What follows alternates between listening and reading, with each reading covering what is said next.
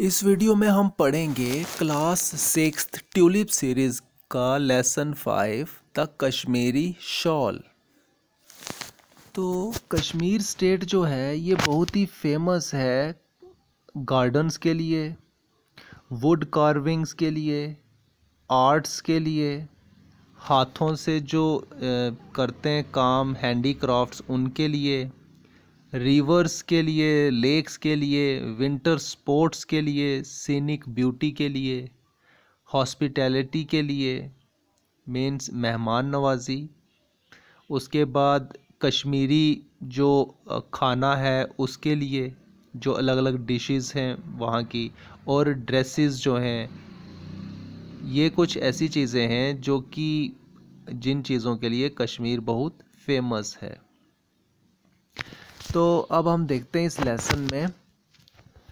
The valley of Kashmir is a beautiful place in the north of India. तो कश्मीर बहुत ही खूबसूरत जगह है जो कि भारत के नॉर्थ उत्तरी जो है डायरेक्शन वहाँ पे पाया जाता है। It is called heaven on earth, और ये धरती का इसे स्वर्ग भी कहा जाता है। It is famous not only for its scenic beauty but also for handicrafts. ये फेमस है ना खाली इसकी सीनिक ब्यूटी के लिए नहीं, लेकिन यहाँ का जो हैंडीक्राफ्ट है उसके लिए भी। हैंडीक्राफ्ट होता है जो हम खुद अपने हाथों से कोई सिलाई कढ़ाई का जो काम करते हैं उसको बोलते हैं handicraft. The Kashmiri shawl is a famous handicraft from Kashmir, और यहाँ का जो एक हैंडीक्राफ्ट है कश्मीरी शॉल, ये तो बहुत ही फेमस है। अब इसका क्या मीनिंग हो गया? इसका मीनिंग हो गया कि वो जो शॉल है वो हाथों से बनाया जाता है। Francis Bernier the first European visited Kashmir in 1664। जो फर्स्ट यूरोपियन जो था जो कश्मीर में आया था उसका नाम था Francis Bernier. He wrote about the softness of this shawl, और उसने इस शॉल की सॉफ्टनेस के बारे में लिखा है। These shawls were woven on handlooms by men। अब ये जो शॉल है ये बुना जाता है इंसानों के, वहाँ के लोगों के द्वारा हैंडलूम्स में। They are about 2 meters long and 1.25 meters wide, और इसकी जो लेंथ और ब्रेड्थ है वो कितनी है? 2 meters long और 1.25 meters wide। These shawls are of 2 type, और ये 2 types के shawls होते हैं। One is made with local fine wool। एक तो बनाया जाता है जो वहाँ की लोकल वूल है, वूल जो कि हमें शीप से मिलती है, वहाँ की लोकल वूल से बनती है। The other type is made from the soft under fleece hairs from the breast of the wild goat, the kel goat. और जो दूसरी तरह की शॉल है वो बनती है वहाँ की एक वाइल्ड गोट है जिसे केल गोट भी कहते हैं, उसके शरीर से जो हेयर गिरते हैं उन्हें कलेक्ट करके उनसे बनाई जाती है ये shawl. The second type of shawl is much more expensive, और वो जो सेकेंड टाइप की है मीन्स जो केल गोट है वहाँ की बकरी, उसकी जो उसके हेयर हैं उससे जो बनती है शॉल वो ज़्यादा एक्सपेंसिव है, ज़्यादा महंगी है वो। The local people gather this fleece from the wild goat, और ये लोकल पीपल जो हैं ये फ्लीज को कलेक्ट करते हैं वाइल्ड गोट से। This is called farm in Kashmiri, और इसे कहा जाता है फार्म, मीन्स वो जो बाल कलेक्ट वगैरह करते हैं उनको बोलते हैं फार्म। And it sells in the Kashmir valley, और फिर वो कलेक्ट करके वो कश्मीर वैली में इसे बेचते हैं। There are farms in Kashmir where the Kel goats are reared and the wool is collected on a large scale. Kashmir में फार्म्स भी हैं, वहाँ पे केल गोट को रियर किया जाता है और उनका जो वूल है वो कलेक्ट किया जाता है लार्ज स्केल में. Local shopkeepers sell the wool taken from the goat to women who sort the fleece before spinning it on a spinning wheel. Local shopkeeper जो हैं वो इस वूल को फिर बेचते हैं जो उन औरतों को जो फिर इसको स्पिनिंग व्हील पे चढ़ाती हैं. The superior quality thread is kept for the wrap and the coarser thread for the weft. और जो अच्छी क्वालिटी की होती है थ्रेड उसको ये रैप करके रख लेते हैं और जो मीन्स जो थोड़ी सी सख्त होती है जो कोर्स होती है उसको फिर अलग रखते हैं. Kashmiri weavers use horizontal looms. 2 or 3 sit together at the same loom. Kashmiri weavers जो हैं जो ये शाल बुनते हैं इसको हॉरिजॉन्टली जो है इन लूम्स को रखते हैं और 2 या 3 जो हैं लूम्स वो इकट्ठे. लूम्स हो गया मीन्स गुच्छा, आप इसको कह सकते हो कि मीन्स बंडल की तरह गुच्छा आप जो ऐसे लूम्स रखते हैं. उसके बाद the women prepare the warps. और जो वीमेन हैं जो औरतें हैं वो फिर वो रैप्स बनाती हैं उसके.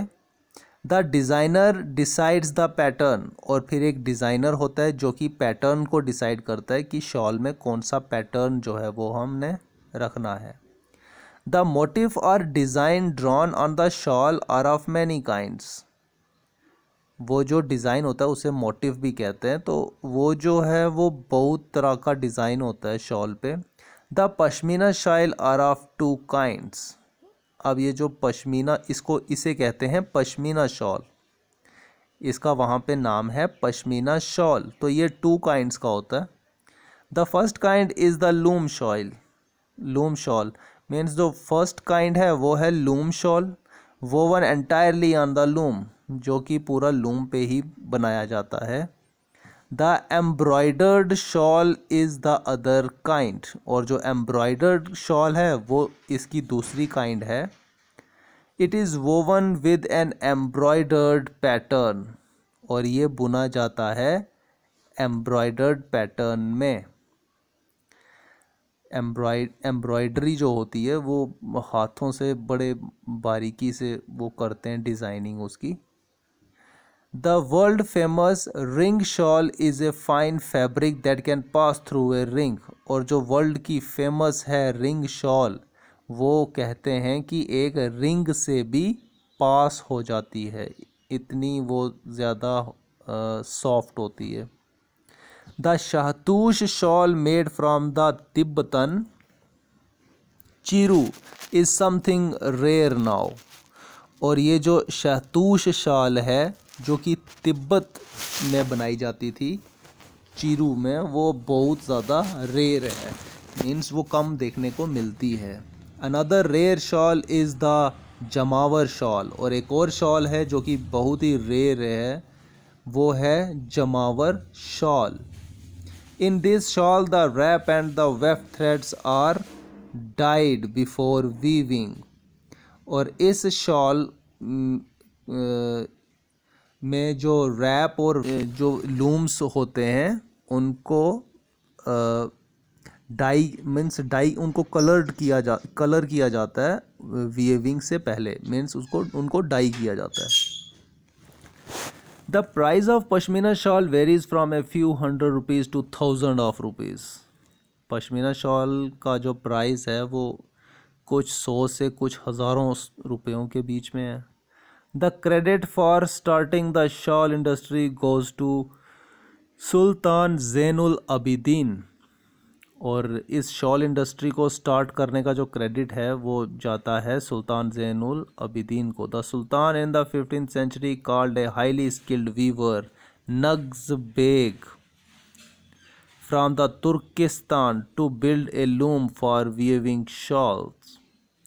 और ये सुल्तान ने 15th सेंचुरी में एक हाईली स्किल्ड वीवर को बुलाया था जिसका नाम था नग्ज बेग, तुर्किस्तान से, इस शॉल को बनाने के लिए। द मुगल रीऑर्गेनाइज्ड द इंडस्ट्री, और उसके बाद मुगल्स ने फिर इसको रीऑर्गेनाइज्ड किया इंडस्ट्री को। अकबर एंड हिज सक्सेसर्स वोर शॉल्स ऑफ कश्मीर। अकबर और उसके जो सक्सेसर थे, मीन्स उसके आगे बच्चे, उनके आगे बच्चे, वो ये कश्मीरी शॉल जो हैं वो पहनना करते थे। Napoleon presented a rare shawl to empress Josephine, और नेपोलियन ने प्रेजेंट किया था एक रेयर शॉल एम्प्रेस जोसेफाइन को। Then shawls become a craze in France, और उसके बाद से फ्रांस में शॉल पहनना एक क्रेज हो गया, फैशन में आ गया। The British were the first to develop an interest in the Kashmiri woven goods, और जो ब्रिटिशर्स थे उन्होंने सबसे पहले ये इंटरेस्ट डेवलप किया था कि कश्मीरी वोवन जो गुड हैं उनको पहनने का। Both Britain and France tried to make and copy Kashmiri shawls trimmed. Britain और फ्रांस ने बहुत कोशिश की इसको कॉपी करने की। The European shawls were trimmed which weakened the shawl. European shawls को ट्रिम किया गया, मीन्स पतला पतला करके बनाया गया कश्मीरी शॉल को कॉपी करते हुए, जिससे कि जो शॉल था वो बहुत ज़्यादा वीक हो गया। दस द ब्यूटी वॉज स्पॉइल्ड, तो इसीलिए वो जो ब्यूटी थी वो स्पॉइल हो गई, मीन्स वो उतना खूबसूरत नहीं बना। European women preferred Kashmiri shawls, और जो यूरोप की औरतें हैं वो प्रेफर करती थी कश्मीरी शॉल को। It was only in the 19th century that Europeans learn to make a single piece shawl. ये सिर्फ 19वीं सदी में ही ऐसा हो पाया कि जो यूरोपियंस थे वो ये सीख पाए कि ये शॉल को बनाते कैसे। Kashmiri shawls are used as wedding gifts. Kashmiri shawl जो है ये वेडिंग गिफ्ट्स के तौर पे भी दिया जाता है। They form an important part of the brides clothes, और ये दुल्हनों के जो कपड़े हैं उनमें ये एक बहुत ही इम्पॉर्टेंट पार्ट प्ले करता है। They were worn by men as well, और ये तो वहाँ के मर्द लोग भी पहनते हैं, रखते हैं इसको। Kashmiri shawl industry feeds a lot of people. अब ये कश्मीरी शॉल इंडस्ट्री जो है ये काफ़ी लोगों का घर चला रही है।